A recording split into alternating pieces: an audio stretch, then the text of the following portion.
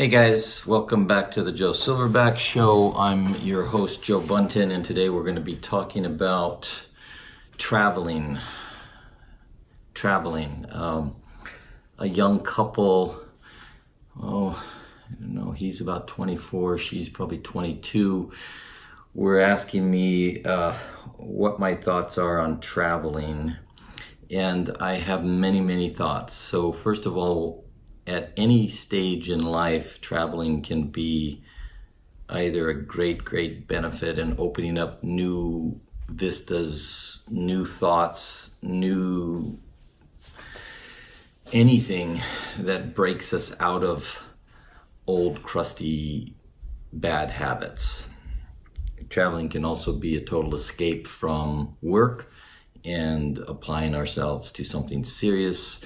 And oftentimes, when we're in the midst of a struggle, we want to escape and run away. So you have two sides of the urge to get away. Then you have the other two betweens, which is traveling alone and traveling with others. Those are also two different experiences. So we're going to touch upon all of that. And then we're going to touch upon some of the wisdom traditions in terms of traveling as opposed to staying in place where you are. First and foremost, let me say this, that the expression, the metaphysical, transpersonal expression, be here now, is what's most critical. Whether you are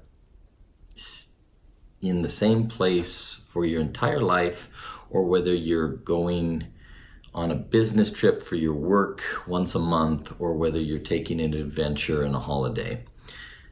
Presence of mind, heart, body, consciousness, attuning to the lessons that the universe is bringing us all the time. That's the most critical thing. So if and when and to the extent that we are, as individuals, open to universal intelligence guiding us, giving us feedback, mirroring who we are, what our purpose is, where we're going, how we're going to get there, as long as we're tuning into that, then every place is a learning experience. Having said that, there's another element to be here now, which is that as long as you are feeling stuck in a certain rut, or stuck in a certain place, or dreaming about some other place, when you can't go somewhere else, just do this little adjustment. I call it the fine tuning, like you're trying to get a radio station and it's, in between these two waves, and you just, there you got it. Now you're connected to San Francisco. So if you just make a little adjustment, you can have what I call mini vacations, daily, weekly, ritualistically, alone and with your loved ones. And what I mean by that is that I just came back from a walk with my wife, and we walked at the seashore. It's low tide, early morning, very peaceful, very quiet, and the tide is changing all the time, and nature is changing all the time. So every single time we go into a place of nature, yes, that's the theme, we're attuned to changes.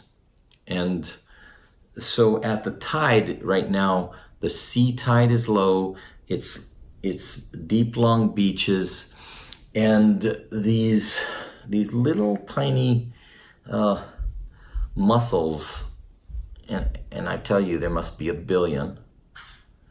If not, there's 500 million, have all come out to spawn and reproduce. So it's a magical time at the sea. It's springtime at the seashore. And that opens up something to us as a couple. Springtime of life is happening. And walking, the act of walking with a loved one, as well as walking alone. Walking to me is what I call nature's most instinctive meditation. When you walk, you get into a certain biological harmonic rhythm. And that rhythm affects the rhythm in your mind, because you're getting out of just being purely in the mind. Your body's moving, you're under the elements, and mind and body are connecting simultaneously, harmoniously, and the heart's right there. So it's an incredible thing that, again, the more awareness we give. So if you're walking with your spouse, your husband, your wife, your boyfriend, your girlfriend, your partner, it's hard after a while of walking together to not have all those tensions that build up just sort of dissipate. So when we're indoors with our technology and inside of our brains, there's this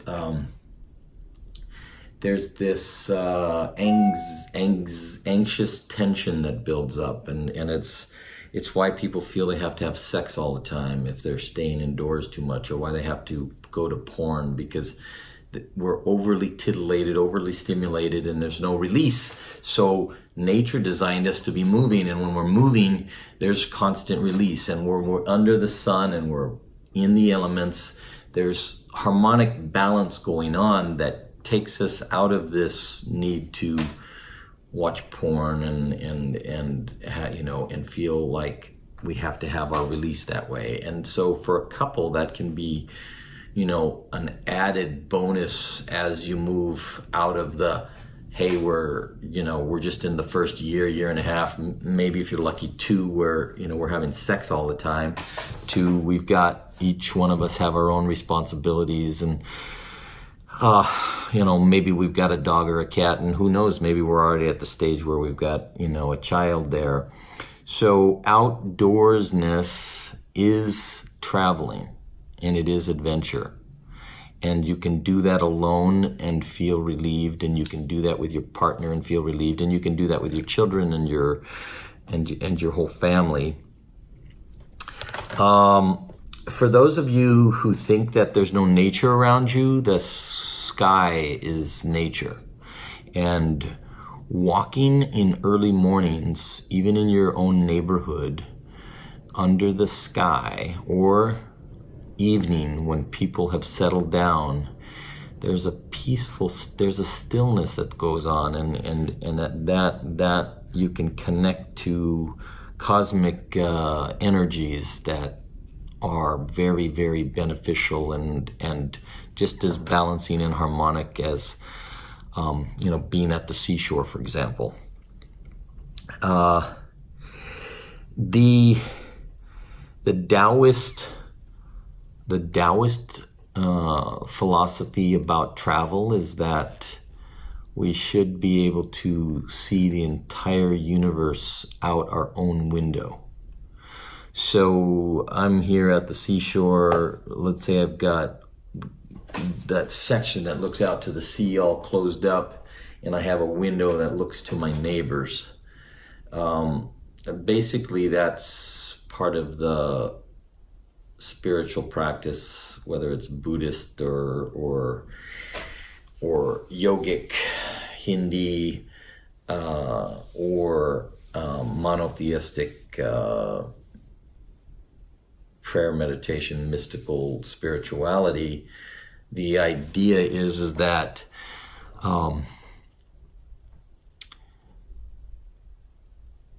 everything is inside and outside of us simultaneously, and we can experience transcendent joy wherever we are. Now, my wife, loves to travel. And I love to travel once she's organized everything and we're on the way. I do, and it's really, but I also have a very sedentary writer's nature where I love to settle down in a place and find where the local, as you know, the local creeks, the ocean, the mountains, place where I can get away and just be away from it all and be undisturbed. But traveling opens up new vistas. Traveling opens up new vistas. Now, for a young person, so this couple's, 22, 24, I say that, I say this to everybody, what my mentor said to me, which is to find out what your purpose is. Who am I? What do I want? Where am I going? How am I going to get there? And it's sort of like going shopping. If you make your list before you get there, and if you go when you're not like starving and craving things, it's going to be a more balanced shopping than if you do what I do, which is only go when I'm starving. And I buy all kinds of things that limit me to my hunger at that moment, as opposed to my wife, who's always organizing, a whole week or a whole month or an entire year in her shopping planning. So the same applies for traveling. If you know who you are and what your purpose in life is, who you are, what your purpose is, what you want, where you're going, how you're going to get there, if you know all of those things, then in your travels, this is going to augment and heighten that knowing and that purpose. And your adventures are still going to be your adventures. And let's say that your purpose is to start a restaurant. And you're clear that you want to start a restaurant, but your travels now have opened up, instead of just Sicilian Italian food, now you're maybe on the borders of northern Italy and southern France and new combinations of herbs and spices and food combining, say, oh, I'm going to add that to my repertoire. Or maybe you're not going to open up a restaurant, you're going to write a cookbook. Or maybe you're not going to open up a cookbook, you're going to, you are going to open up a bicycle business. And you see where I'm going. So we bring our purpose with us, but we know ourselves. Now, if you're going purposeless, I don't know who I am, what I want, where I'm going, then your travel is going to reflect that back to you. And it may just multiply and add chapters and layers onto your confusion. It may, but it doesn't necessitate it. It may springboard you into your purpose, but I think that's more rare than we like to believe. I actually believe that traveling reflects our state of consciousness, just as everything else does, and everything, the universe mirrors back our state of consciousness. And this isn't a judgment.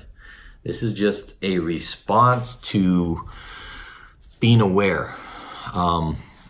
Let's go back to the maxim, know thyself. Know thyself is a very powerful statement.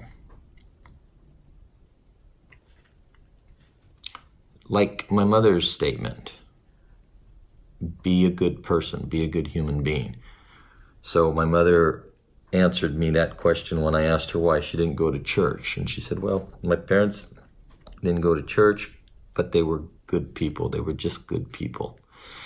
And know thyself, and having someone be able to say he or she was just a good person, you could live with that for the rest of your life. And if you can get that before going traveling, travels are just going to add to that. So that's the 15-minute mark. Namaste. Safe travels. Understand that you can travel right outside your door, and you can see the world right outside your window, the universe. Okay?